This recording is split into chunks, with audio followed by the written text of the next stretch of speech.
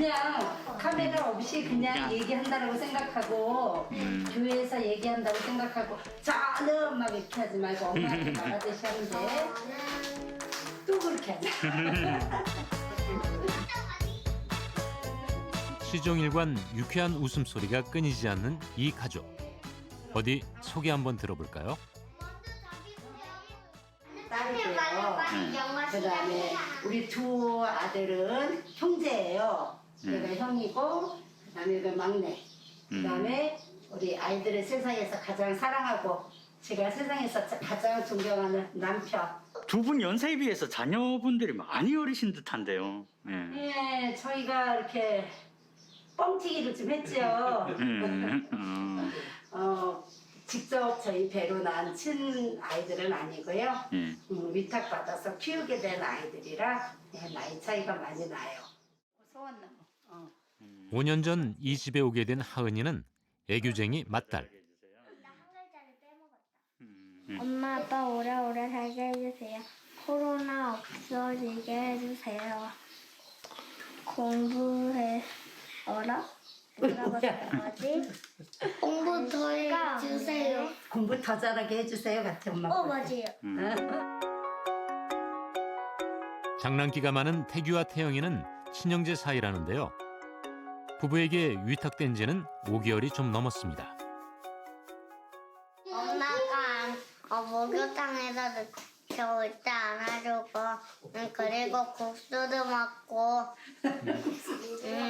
빨리 살찌고 싶고 빨리 살찌고 싶어?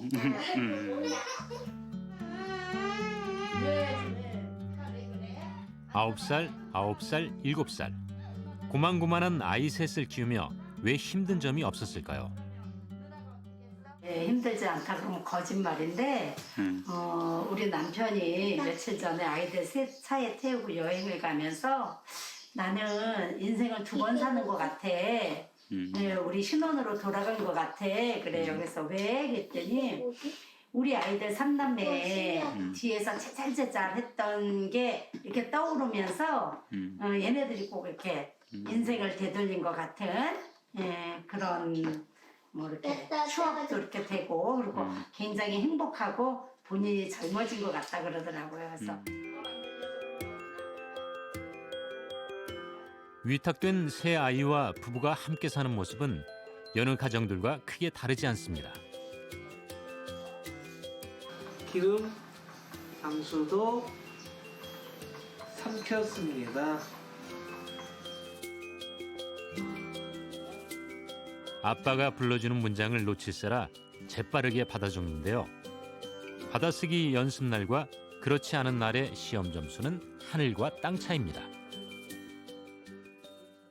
집에서 조금 이렇게 연습을 해서 보내면 100점을 받고 가서 알아서 해와 그러면 빵점 맞아요.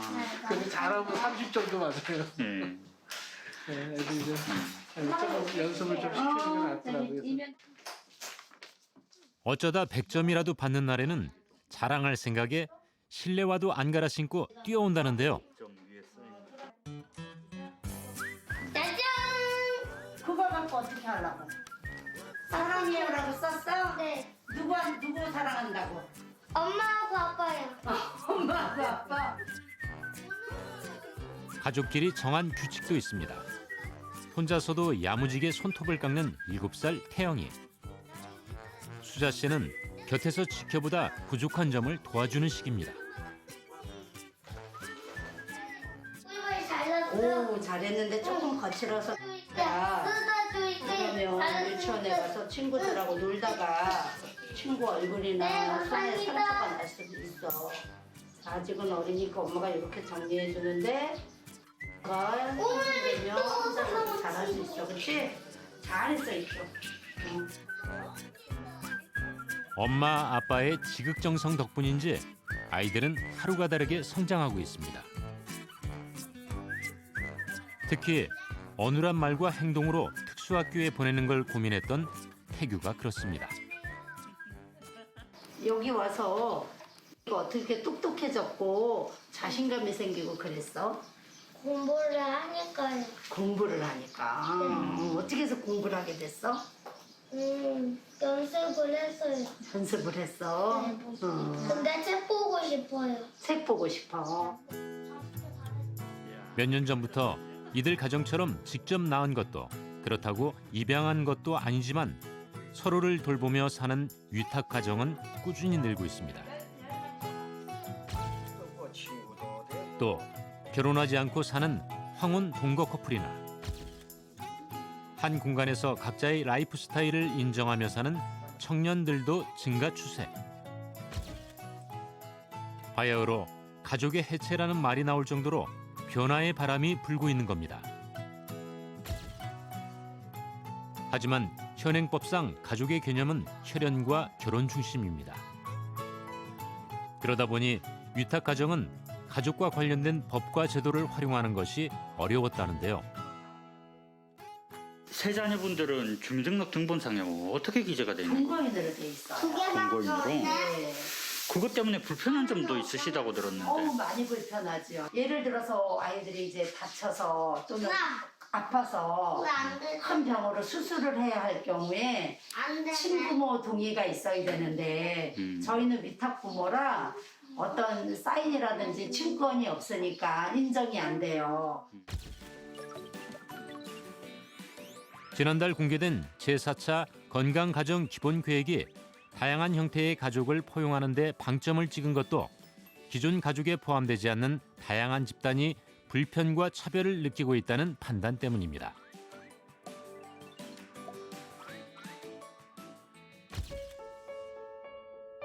여성가족부는 일단 현행 가족의 범위를 대폭 넓히는 방안을 추진 중입니다.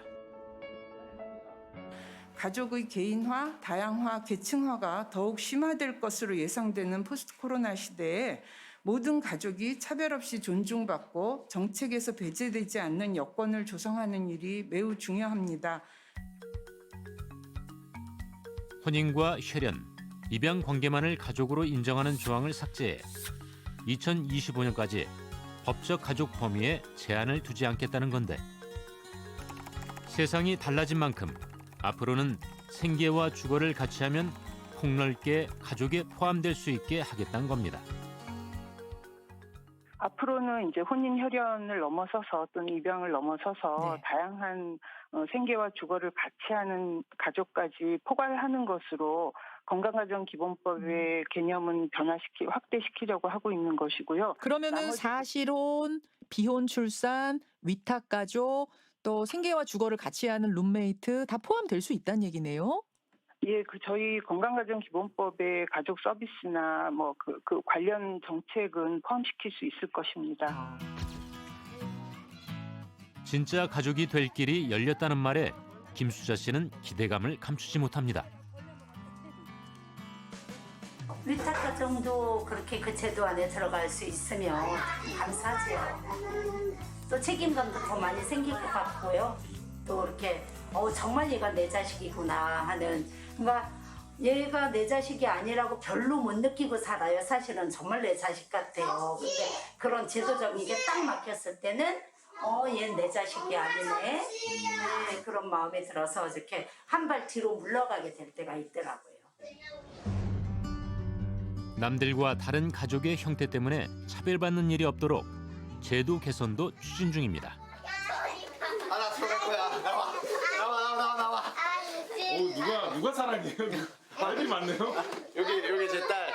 여기는 이제 저를 삼촌이라고 부르는 또 우리 이웃들. 뭐야? 운동 시간에 맞춰 도봉 매무새도 봐주는데요. 무술에 관심이 많은 사랑이는 2주 전부터 합기도를 배우기 시작했습니다. 요즘 이제 친구들하고 노는 거 더 좋아하죠. 이제 8살 되면. 그죠? 저는 아닌데? 나 미술하는 거 좋아하는데. 아니 아빠랑 노는 거보다 친구들이랑 노는 게 더 좋지 않냐? 그치. 좋아. 그지? 아빠랑 노는 거보다 친구들이 더 좋다고. 체육과 음악은 좋아하지만 공부 쪽으로는 영 관심이 없다는 사랑이의 꿈은 게임 유튜버. 잠시 후 아빠 김주한 씨가 서둘러 점심을 준비합니다. 요리 굉장히 많이 하는데. 요리라기보단 데피는 거죠. 얼마나 해봐야 제가 얼마나 하겠어요. 아이들이 집이고요. 말은 그렇게 해도 조금이라도 더 맛있게 해주려고 있는 솜씨 없는 솜씨를 총동원했는데요. 요리를 마치고 난 후엔 청소를 합니다. 집안일은 요즘 좀 사랑이가 도와주나요? 이제는 좀 자기 가지고 놀았던 거라든지 자기 밥 먹은 그릇 이런 거는 이제 지가 다 해요. 다 치우고. 확실히 컸다는 걸 그때 느끼겠네요. 아, 그럼요. 그리고 막 제가 막 낮잠 자고 싶어서 잠 좀 더 자고 싶어서 낮잠 자고 싶어서 야, 나 너무 아파 아파서 좀 누워 있어야 돼 막 그러면 이제 깜빡 속아 넘어가서 저를 안 건드리는데 막 119에 전화해요. 우리 아빠 아파서 쓰러졌다고. 녹록치 않은 미혼부의 길. 하지만 지금껏 한 번도 혼자 아이 키우기로 한 선택을 후회한 적은 없다는데요. 사랑이도 자신의 상황이 친구들과 다르다는 걸 어렴풋이 눈치채고 있습니다. 나는 여기에서 동대고등학교라는 게 있는데 네, 한 번도 없습니다. 이거는 고나래라는 얘기. 아빠를 그리지 않았어? 이건 제가 그린 거 아닙니다. 힘든 시기도 있었지만 이제는 깨가 쏟아지게 행복하다는 부녀. 하지만 아니 정말 아이 이제 그 한 달이 다 되기 전에 이제 출생신고를 하려고 처음 주민센터에 문의했더니 안 된다라고 얘기를 들었고. 왜 안 된다는? 그 법적으로 아예 불가능하다라고 그렇게 들었어요. 당시만 해도 미혼 부모가 낳은 아이의 출생 신고를 엄마로 제한해 놓았었는데 태어난 지 1년이 넘도록 출생 신고를 못하다 보니 힘든 점이 한두 가지가 아니었습니다. 이제 건강보험도 적용 못 받았었고 어린이집 컸겠다. 아예 그렇죠. 경제활동을 하려면 어린이집을 보내든 아이돌봄 서비스를 받아야 되는데 그거 못 받으니까. 미혼부 혼자서는 출생 신고조차 할 수 없는 현실을 알리기 위해 1인 시위도 했습니다. 지금 서 있는 게 딱 이 자리예요. 네, 얘가 이렇게 그 우리 이 역 입구에서 나오자마자 요 공간에서 이렇게 횡단보도 바라보면서 이러고 했었어요. 남들은 주민센터 가서 출생 신고서 한 장 내는 일이 미혼부인 자신에겐 너무도 어려웠다는 아빠. 그렇게 법률구조공단을 수시로 드나들고 재판이 세상에 알려진 뒤에야 사랑이법이 제정됩니다. 상담사 자격증은 없어요. 먼 길을 돌아 사랑이 출생을 지각 신고한 그날을 아빠는 잊을 수 없습니다. 그 날짜가 기억이 나지? 9월 달이요. 9월 달. 네, 9월 1일. 뭐라 그럴까? 되게 막 그 내가 얘 아빠라는 거를 얘가 내 딸이라는 거를 막 사방천지에 다 알리고 다니고 싶은 거예요. 그냥 아빠 딸이 아니라 우리 법적으로도 아빠와 딸이야. 현재 김지한 씨는 미혼부를 돕는 단체를 만들어 자신과 비슷한 상황의 이들을 돕고 있습니다. 직원 한 명 없는 작은 규모라 꾸려가는 게 힘이 붙일 때도 많다는데요. 다행히 2년 전 인연이 된 정운태 변호사가 상담이 잡히는 날이면 언제든 달려와 자문을 해주는 등 단체에 많은 도움을 주고 있습니다.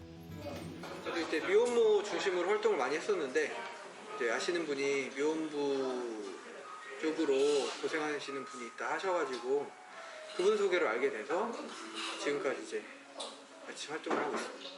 특히 이제 출생신고 관련해서는 다들 어려우신 분들이 경제적 어려우신 분들이 너무 많아가지고 이제 저도 이제 기본적인 출장비 정도만 받고 지원을 도와주는 정도? 사실 일과 육아를 병행해야 하는 김지한 씨 입장에서 미혼부를 돕는다는 게 생각처럼 쉬운 일은 아닌데요. 그럴 때마다 도움을 받은 아빠들이 보내온 감사 메시지를 보면 힘이 난다고 합니다. 이건 아직 해결도 안 됐어요. 그냥 소송만 지금 도와주고 있는데 뭐 너무 고맙습니다. 뭐 이렇게 막 진짜 지금 막 기운이 나겠네요. 진짜. 네, 그리고 이거 뭐 단체 활동을 하며 사랑이법을 적용할 수 없는 아이들이 많다는 사실도 알게 됐습니다.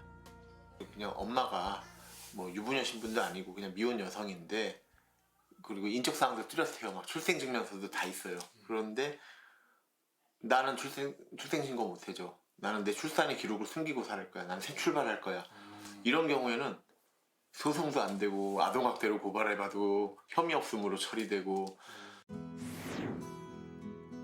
사랑이법으로 미혼부도 출생신고가 가능해졌지만 여전히 엄마의 성명이나 주민등록번호 등을 알 수 없는 경우에만 가능해서인데요. 그리고 올해 4월 고대하던 소식이 들려옵니다. 사랑이법의 후속 조치로 모의 정보를 일부 알고 있는 경우와 모의 비협조 시에도 법원을 통해 출생신고가 가능하도록 요건을 완화합니다. 부모의 혼인 여부에 따라 아동의 보편적 권리가 제한되거나 차별받지 않도록 미혼부의 출생신고 문턱이 또 한 번 낮춰진 것.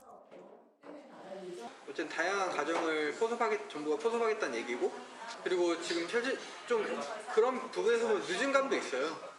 또 한부모 가정도 지금 엄청 많거든요. 다문화 가정도 많고, 그런 가정들을 이제 포섭해서 여가부에서 이제 관리하고 정책을 지원하겠다는 거니까 긍정적이죠. 이 분야에 뭐 해당되는 아동과 가정의 숫자가 많은 것도 아니지만 그래도 귀 기울여 주시고, 아직은 상당히 많이 제한적이기는 하지만 그래도 이게 조금씩 개선을 해주신다는 거는 너무 감사한 일이고. 앞으로도 다양한 가정이 차별 없이 존중받으며 사는데 일조하고 싶다는 김지한 씨. 사랑이도 훗날 그런 아빠를 자랑스러워하겠죠. 급변하는 사회 인식에 맞춰 변화를 수용하는 방안도 추진됩니다. 결혼 5년 차인 박은혜, 이종혁 씨가 카메라 앞에 섰습니다. 안녕하세요. 저희는 쌍둥이 아이를 둔 엄마 박은혜, 아빠 이종혁입니다. 이 부부가 어색하고 낯선 카메라 인터뷰에 응한 이유는 지난 4월 출산한 쌍둥이들 때문입니다. 세상 모든 아이들이 엄마에겐 특별하지만 박은혜 씨는 유독 쌍둥이가 더 특별하게 느껴진다는데요. 저희는 엄마 성을 주었고요. 아이들이 그래서 두 아이 다 이제 박지성을 가졌습니다. 오늘 발급받은 따끈따끈한 등본인데 여기 보면 제 이름이고 아내 이름이고 그다음에 아이들 이름입니다. 아이들에게 아빠 성이 아닌 엄마 성을 물려줬다는 박은혜 씨 부부. 어떻게 엄마 성을 물려줄 생각을 하게 된 걸까? 저도 만약에 남편은 예쁜 성이었으면 좋겠다 이런 식으로 상상을 한다든지 아이 이름을 상상을 하면 그렇게 생각했었거든요. 근데 그러면서 그때 약간 좀 다른 상상을 해볼 수 있었고, 저희 입장에서는 아이들의 이름과 관련된 문제에서 저희가 생각하는 어떤 성평등한 가치관도 함께 이제 반영하고 싶었던 거죠. 충분한 대화와 고민 끝에 엄마 성을 물려주기로 합의한 부부. 하지만 진짜 문제는 그 다음부터였습니다. 여기 4번 항목이 이제 성본의 협의에서 자녀의 성본을 모의 성본으로 하는 협의를 하였습니까? 라고 이렇게 해서 이거는 잘못 선택하신 거다. 이거는 그래서 다시 쓰셔야 된다. 그래가지고 왜 잘못 썼다고 생각했을까요? 처음이래요. 처음이래요? 그러니까 그분들도 몇 년 일해 오셨지만 그리고 아마 강남구청이었던 걸로 기억하는데 사람이 많잖아요. 유동인구가 많을 텐데 거기서 하시는 분들도. 근데 처음이라고 하셔가지고 저희도 당황했어요. 이게 왜 처음일 것까지야? 약간 이런 느낌이 있었죠. 그래서 그분들은 당황하시고 저희는 그분들이 당황하시는 걸 보면서 당황하고. 우리는 엄마 성을 줄 거다라고 하니까 이제 거기 직원분들이 굉장히 당황하시면서 잠깐만 기다려 달라 하고 저희를 되게 한참 동안 대기하게 해뒀어요. 그래서 이제 본인들끼리 막 이런 거 저런 거 한참 동안 알아보시다가 협의서를 내미시더라고요. 현행법상 엄마 성을 물려주기 위해서는 혼인 신고를 할 때 해당 항목에 표시를 해야 하는데요. 거기다 추가로 협의서를 제출해야 합니다. 동일한 내용으로 협의를 했다라는 내용을 모의 성본을 따르는 협의를 하셨습니까? 라는 걸 예를 분명히 체크해서 여기에 저희 인적사항과 주민등록번호와 저희 도장과 사인이 들어가 있는 서류인데 이거를 똑같은 내용을 한 번 더 작성하게 하는 게 니네 다시 생각해봐. 이거 아닌 것 같아. 너네 이거 다시 물을 수 없어. 이거 우리 책임 아니야. 약간 그런 느낌을 저는 이제 국가가 저희한테 주는 거죠. 자녀의 출생시가 아닌 혼인신고 시 자녀의 성을 결정해야 하는 것 역시 여러 문제를 초래한다는데요. 이걸 한 번 하면은 이걸 바꿀 수 없는 거를 이거를 처음에 하시는 분들은 또 알 수 없는 것도 처음에 혼인신고할 때 특별한 생각이 없어서 그냥 그렇게 선택을 했는데 나중에 이런 선택을 좀 하고 싶다라고 생각해서 어려움을 겪으시는 지금 좀 어려움을 겪으시는 분들도 그러면 이걸 어떻게 하다못해 이혼을 하고 다시 혼인신고를 해야 되는지 아니면 이런 부분을 정정할 수 있는 그 행정 청구나 소송을 해야 되는지 이런 부분들을 고민하시는 분들이 주변 계시는 걸 알게 됐어요. 정부는 이러한 문제들을 해결하기 위해 부성 우선주의 원칙 폐기를 추진하고 있습니다.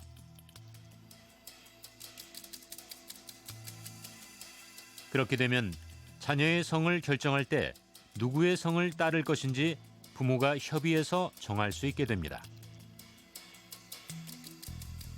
또 지금처럼 혼인신고 당시가 아닌 출생신고 시 아이의 성을 정할 수 있게 됩니다. 다만 엄마의 성도 쓸 수 있게 하는 건 한국 사회의 전통적인 가족 관계를 뒤흔들 정도로 파격적인 만큼 갑론을박은 뜨겁습니다.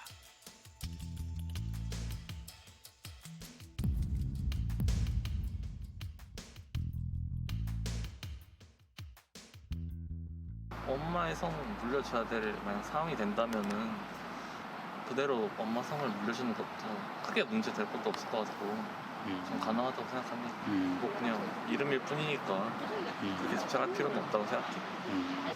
예전에 조선시대 때는 유교 중심 사회였어서 아무래도 성씨나 그런 집안 가계 족보 정리 이런 게 중요했을 것 같은데 요즘에는 좀 완화되었고 사실상 그런 것에 큰 의미를 두지 않는 사회가 와버렸기 때문에 그 시대의 흐름에 맞춰서 그런 움직임이 있지 않는가 생각합니다. 반면 대를 잇는 것을 중시하는 한국 사회에서 아직은 시기상조라는 의견도 다수입니다. 어쨌든 한국 사회에서는 좀 아직 좀 일르지 않나 그런 궤도가. 제 생각은 그러네요. 저 같은 경우도 아직까지는 시기상조 같고 요즘 지금 보편화된 건 아니잖아요. 저기 부모 어머니 성에 이렇게 모아놓은 거는 어떻게 보면은 그 집안의 조상 대대적인 뿌리인데 그렇게 되면은 그 뿌리가 흔들리지 않을까요? 특히 부모가 협의해 자녀의 성을 정하는 과정에서 형제나 자매의 성이 다를 경우 유대감 약화를 걱정하는 이들도 있었습니다. 한 집에 두 성을 갖고 있다고 하는 거는 좀 혼란이 올 것 같고 그거는 제 입장에서는 좀 반대하고 싶은 생각이에요. 가족은 가족이잖아요. 그 부모, 엄마, 아버지가 난 자녀들이 다 가족이 되는 건데 이 따로따로 성이 그렇게 된다고 하면은 어쨌든 좀 혼란스럽다. 학교에 가서 야, 내 아버지는 김씨인데 너는 왜 이씨냐 이런 경우도 있을 것 같아서 아직은 조금 이해를 못해요. 혈연 혼인 중심인 가족의 범위를 비혼, 동거 가정으로까지 확대하는 방안에 대해서도 우려와 기대가 팽팽합니다.